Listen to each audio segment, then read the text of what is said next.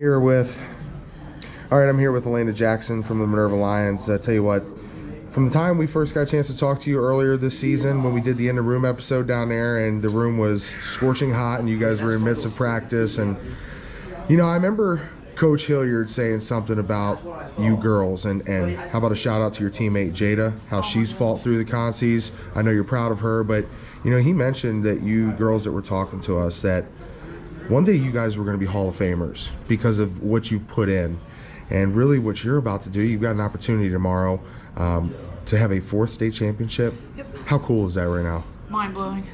It's crazy. I never saw myself being anywhere close to this. Never saw myself wrestling here. Yeah.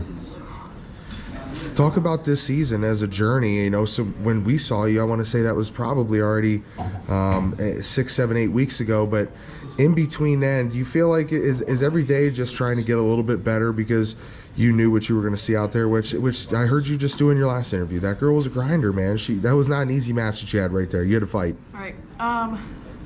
This season was interesting. Being my senior year, dealt with a lot of injuries, a lot of forfeits, setbacks, but I've had the chance to go work with our boys.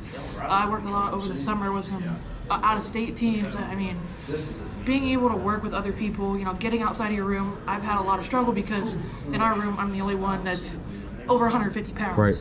So, this year was rough, but, getting here, it was all worth it. Yeah, I mean, first of all, I just want to tell you, I'm proud of you. I'm one of your biggest fans. I love watching you wrestle. I love what you do as an athlete. My partners that are up there broadcasting right now, they kind of said, this sport's a little bit different than some other sports where you get excited after something great happens, and but you've got to just say, hey, this is just business. I got to come back and do another one, and you've been there and done this before, so it's kind of expected, and you know what the feeling is. But I saw some emotion come out of you there when you kind of came up on your knees after you secured the pin. I could tell there was some emotion that overcame you, and then when you stood up, you looked up to your section up there with the 4 in the air.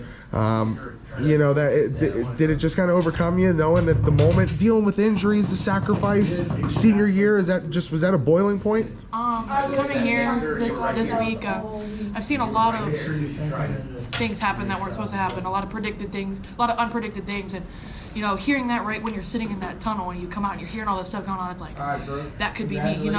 There are good wrestlers, there are great wrestlers, but everyone is beatable, and you always have to have that in the back of your head.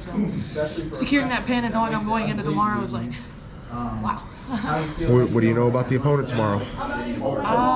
I have wrestled her quite a bit over my high school years. Middle school, she beat me a lot. Coming into high school, I've won all of our matches we've wrestled, which last 4 years. She hasn't beat me yet.